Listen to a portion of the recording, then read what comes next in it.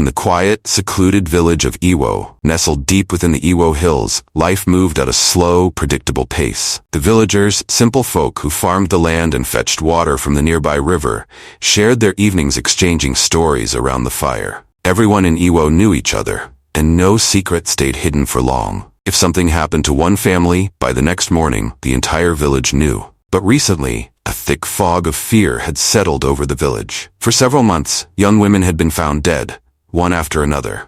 No one could explain what was killing them, but one chilling detail remained consistent. Strange, venomous marks on their necks. The marks resembled snake bites, but no one had ever witnessed a snake near the women when they died. The secrecy surrounding the deaths made the situation even more terrifying. Chief Akin, the leader of Iwo, sent his best hunters into the dense forests in search of the supposed snake. They returned with nothing but frustration. The deaths continued, and with each one, the fear grew more palpable. Mothers began to forbid their daughters from wandering out after dark. Even during the day, women no longer felt safe. The once lively village turned quiet, and trust among the people began to erode. Yet, there was one man in Iwo who seemed completely indifferent to the growing tension. His name was Ayo. Ask any woman in the village who the most handsome man was, and the answer would always be Ayo. He was tall, with a chiseled physique shaped by his work as a mason. His dark skin gleamed under the sun, and his eyes always held a glint, as if he knew something no one else did. His smile alone could make any woman in the village swoon.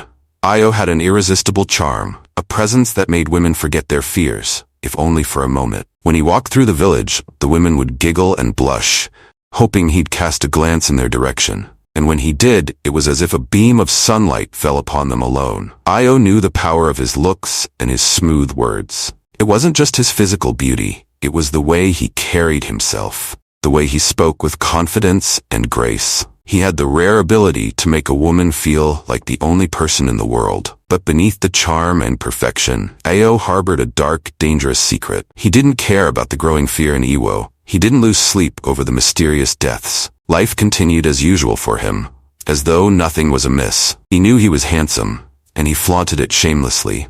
He walked through the village with his head held high, eyes always scanning for his next conquest. The women of Iwo were drawn to him like bees to nectar. Whether at the water spring, the market, or the farmlands, whenever Ayo was near, the women couldn't tear their eyes away from him. But it wasn't only his looks that ensnared them. Ayo had a gift for making a woman feel special, speaking the right words at just the right moment. His voice was deep and soothing, like the calm before a violent storm. He knew how to make a woman smile, even when she was feeling down. There was never any rush for him. Ayo took his time, slowly reeling them in, making them trust him, making them desire him. If he wanted a woman, she was his with little effort.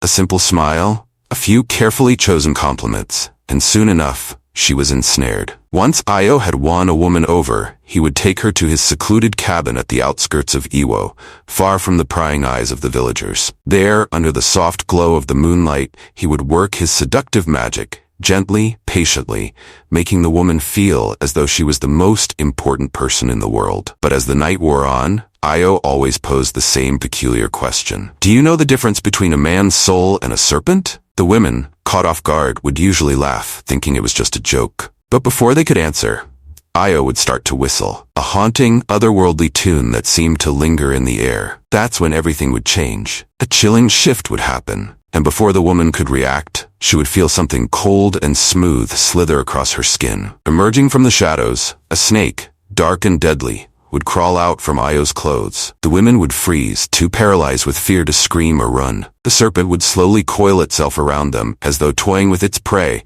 and then in a flash it would strike. The bite was always the same, two sharp fangs sinking deep into the woman's neck. The venom spread fast. The woman would gasp for air, her body trembling as the poison worked its way through her. Within moments, she was dead. By the time dawn broke, the woman's lifeless body would be discovered in the village square, pale and cold, with the distinctive bite marks on her neck. The villagers would gather, whispering and wondering what kind of snake could do such a terrible thing. But no one ever suspected Ayo. He was far too handsome, too charming, too perfect to be involved. Each time another woman died, the village's fear deepened. But Ayo continued as if nothing had changed. The women still blushed and giggled when he passed, oblivious to the lethal danger that hid beneath his good looks and sweet words. Life in Iwo carried on, even as the village lived under the shadow of fear. The women were more cautious, particularly at night, but the routine of fetching water, farming, and trading didn't stop. Each time a woman was found dead, there was mourning,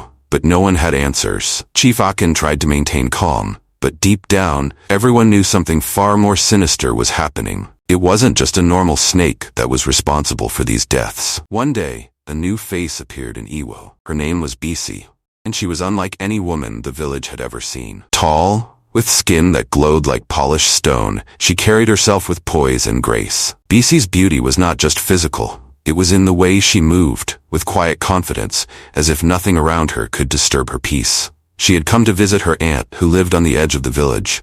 From the moment she arrived, she caught Ayo's attention. Ayo noticed Bisi the first time he saw her at the village well. Unlike the other women who would steal glances at him, blush, or giggle when he passed by, Bisi didn't seem fazed at all. She didn't look at him twice, didn't even smile. Instead, her eyes drifted past him as if he didn't exist. This intrigued Ayo. He wasn't used to being ignored, and Bisi's calmness felt like a challenge. Ayo had always managed to win over any woman he set his sights on, and there was no way Bisi would be the first to resist him. From that moment, Ayo made a decision.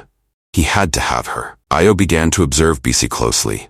He noticed that she was always polite, but never overly friendly. She spoke kindly to everyone, but she kept her distance, never allowing anyone to get too close. This only deepened Ayo's fascination. He wasn't just drawn to her beauty, it was her air of mystery and strength that captivated him. The more he watched her, the more determined he became. Ayo was not used to failure, and he wasn't about to let Bisi be the first woman to resist his charm. He began following her around Iwo, looking for opportunities to speak with her, to use his irresistible charm on her, like he had done with so many others. But each time he approached, Bisi kept her distance, as if she could sense something about him that others didn't. One afternoon, Ayo saw his chance. Bisi was alone at the well, filling her water pot.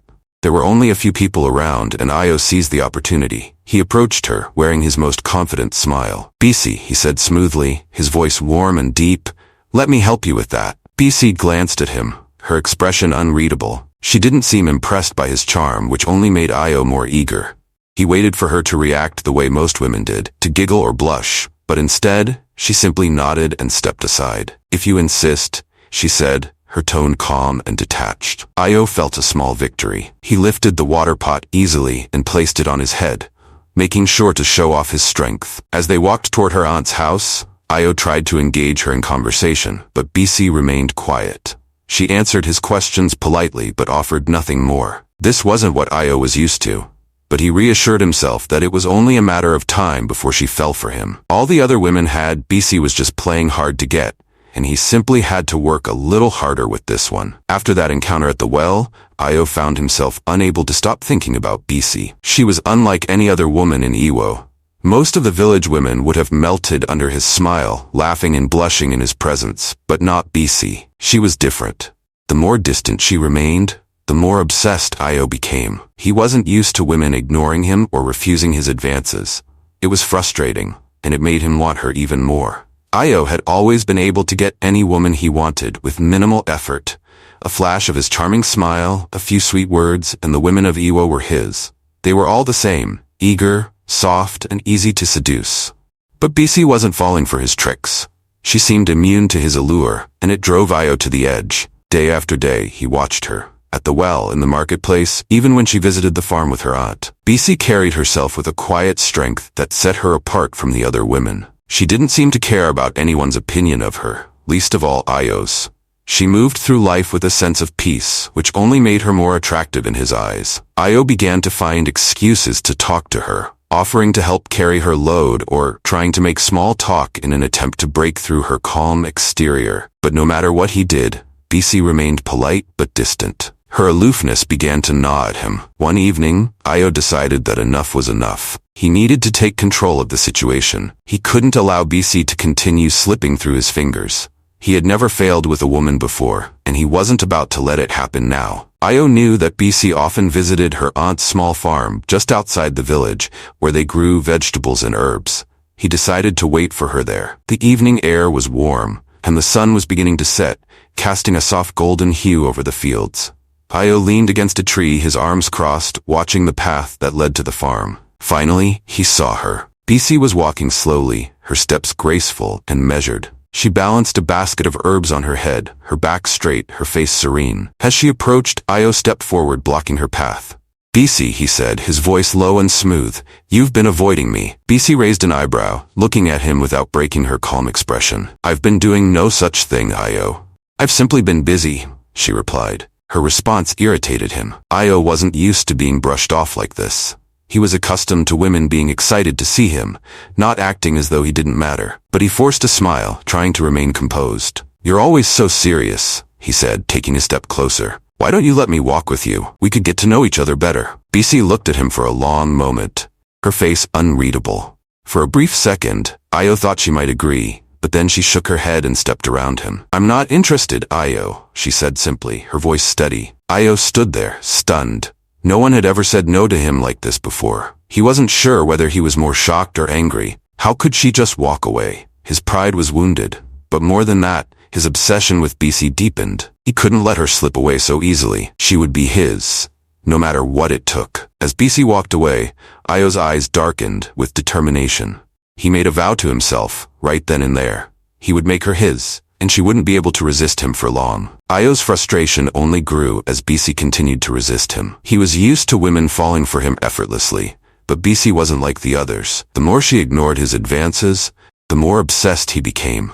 He knew he needed to change his approach if he wanted to win her over. This time, Io decided to be patient, to play the long game. Instead of pursuing her with relentless attention, he pulled back. He stopped following her around, no longer attempting to speak to her when their paths crossed. It didn't take long for BC to notice the change. She had expected Io to keep trying, to persist with his advances, but now he seemed distant, almost uninterested. The shift in his behavior piqued her curiosity. One evening, she approached him as he sat outside his small cabin, sharpening his tools. "You've been quiet lately," she remarked, her tone calm but curious. Io simply nodded, keeping his answers brief and his face emotionless. He knew this would draw her in. After a few moments of silence, Io suggested they go for a walk, and BC agreed, her guard lowering slightly. As they strolled through the village under the setting sun, Io kept the conversation light and casual, just enough to make her comfortable. He wanted BC to believe that he was no longer the attention-seeking charmer she had assumed him to be. Gradually, it seemed to work. Io's patience was paying off. BC's previously guarded demeanor softened, and she began to relax around him. Her responses grew warmer, and the suspicion that once clouded her eyes was fading. Io could sense that the moment he had been waiting for was drawing near. His persistence had paid off, and now he knew it was time to act. One evening, as the sun dipped below the horizon, casting a soft glow over the village, Io invited BC to his cabin, suggesting they spend a quiet evening together. BC, now more comfortable in his presence, agreed. The night was still, and the village seemed almost too quiet as they walked together to his secluded cabin on the outskirts of Iwo. Inside, the flickering light from an oil lamp cast shadows on the walls, creating an intimate atmosphere. Io poured her some herbal tea, his voice calm and soothing as they spoke. BC sipped her tea slowly, her eyes watching him carefully, but without the sharpness they once held. Io smiled inwardly, knowing that the moment was finally his. He moved closer to her, gently brushing his fingers against her hand, speaking in the low, seductive tone he was known for. "BC?" he murmured, "I've been thinking about you for some time. You're different from the others, strong, independent." BC smiled faintly, still at ease, but Io could see his words were having the desired effect. He leaned in a little closer, his voice now barely a whisper. "Do you know the difference between a man's soul and a serpent?" BC's brows furrowed slightly, confused by the sudden question. She opened her mouth to respond, but before she could utter a word, Io began to whistle, a haunting, eerie sound that filled the air. The atmosphere in the cabin shifted suddenly. BC shifted in her seat, feeling an unsettling change in the room, but it was too late. From the shadows, a dark shape began to move. BC's eyes widened in horror as she saw it. A snake, long and menacing, slithering out from the folds of Io's clothes. Its cold, smooth scales gleamed in the dim light as it coiled around her. BC froze, her body gripped by fear, too shocked to scream or run. The serpent wrapped itself around her slowly, as if savoring the moment before its strike. Io watched silently, his face expressionless, as the snake prepared to sink its fangs into her neck. But something was different this time. Despite her terror, BC reached into the folds of her robe and pulled out a small, intricately carved wooden flute. Without hesitation, she brought it to her lips and blew a sharp, piercing note. The sound echoed through the cabin, filling the air with an energy that Io had never felt before. The snake froze mid-strike, confused, its eyes now fixed on BC rather than its usual prey. She blew the flute again, and this time, the snake slowly began to unwind itself from her, turning its attention to Io. Fear flashed across Io's face for the first time as he stumbled backward. The snake, now under BC's control, coiled itself around Io's body, tightening its grip with each passing second. Io gasped for breath, struggling against the tightening coils.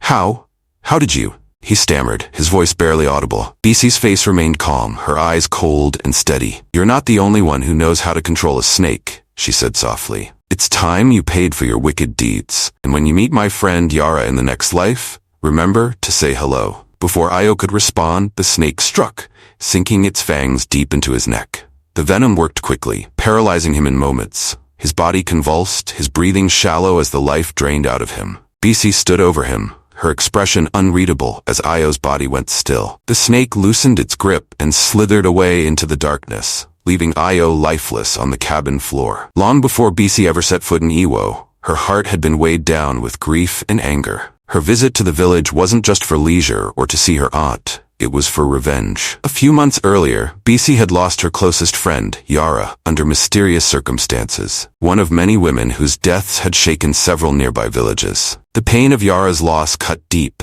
and BC had made a solemn vow to herself. She would find the person responsible, no matter the cost. Yara and BC had grown up together, inseparable since childhood. Yara was full of life, her laughter always bright and contagious. They had shared everything: dreams, secrets, and promises. One evening, Yara confided in BC that she was seeing someone new. She described the man as tall, handsome, and undeniably charming, someone who made her feel like the only woman in the world. But Yara never mentioned his name. She only hinted that this man carried a mysterious air about him, something she couldn't quite place. 2 weeks later, Yara's body was discovered in the village square. She was cold and pale, with strange bite marks on her neck, just like the others who had died. The village mourned her death, but no one had answers. BC was devastated, and her grief quickly turned to suspicion. Who was this mysterious man Yara had been seeing? Why hadn't she revealed his name? And why did no one seem to know anything about him? BC couldn't let it go. Her instincts told her that Yara's death wasn't a random accident, that it had to be connected to this unknown man. Something sinister was happening, and BC needed to uncover the truth. Quietly and carefully, she began asking questions, piecing together bits of information from the surrounding villages. Her search eventually led her to Iwo, the village where the trail of mysterious deaths seemed to be growing. When BC arrived in Iwo and first laid eyes on Io, her suspicions were immediately confirmed. His looks, his charm, and the way women seemed to flock to him, it all fit the description Yara had given. Io was the type of man who could seduce anyone, and BC's instincts told her that he was hiding something far darker than his handsome face let on. But BC knew she couldn't confront him outright. Io was clever, too careful. If she wanted to bring him down, she would have to be patient. She had to play his game and make him believe that she was just another woman falling under his spell. So, BC played along, letting Io think that he was slowly drawing her in. She allowed him to believe that she was charmed by him, like all the others. But all the while, BC watched and waited, biding her time until the moment came to strike. Before coming to Iwo, BC had sought the guidance of an ancient oracle in her home village. The deaths were too bizarre and too consistent to be the result of an ordinary snake bite. The oracle was renowned for her ability to see beyond the physical realm, uncovering hidden truths. BC had hoped the oracle could shed light on the mystery surrounding Yara's death and the deaths of the other women. The oracle had welcomed BC into her small hut, the air thick with the scent of burning herbs. The atmosphere buzzed with a strange, unseen energy. As BC explained the circumstances of Yara's death, the bite marks, the mysterious man, the oracle listened quietly, her eyes closed as if she were seeing far beyond the walls of her humble dwelling. When the oracle finally spoke, her voice was low and raspy. "There is a man," she said, "whose soul is not like that of other men. He carries a serpent within him, a creature of both seduction and death. This serpent is his weapon, his curse. With it, he lures women into his embrace, and once they are under his spell, the snake strikes. Its venom kills swiftly, leaving only its marks behind." A chill ran through BC as she heard the oracle's words. She had suspected that something dark was at play, but this was beyond anything she had imagined. A man who could control a snake, using it to charm and kill women. It sounded impossible, and yet, the deaths were all too real, too frequent to ignore. "Is there any way to stop him?" BC asked, her voice steady despite the growing fear inside her. The oracle nodded slowly. "There is a way, but it is dangerous. You must use his own weapon against him. The snake responds to a specific sound, a whistle that he uses to summon it. But with the right instrument, you can control the serpent. I will give you a flute, a sacred instrument that holds the power to command the snake.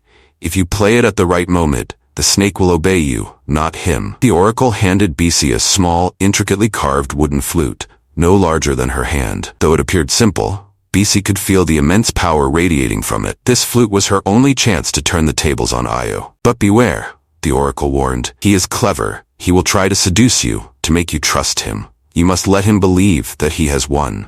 Only then can you strike." With the flute in hand and a plan forming in her mind, BC set off for Iwo, determined to face the man she believed had killed her friend. The moment she saw Io, she knew she was right. His charm, his arrogance, the way women were drawn to him, like moths to a flame, it was all too familiar. But BC had to be careful. She couldn't let him see through her facade. So she played her role, pretending to be just another woman under his spell, all the while plotting her revenge. Little did Io know that BC was not like the others. She wasn't just another victim. She had come to Iwo for justice, for retribution. And with the oracle's flute in hand, BC was ready to make Io pay for what he had done to Yara, and all the other women who had fallen to his deadly seduction. By morning, the village of Iwo buzzed with whispers and disbelief. The villagers gathered in the square, their faces pale with shock. Io, the man they had all admired and adored, lay dead in the middle of the square, his body stiff and cold. Coiled beside him was the snake, his deadly secret, its head severed and lifeless.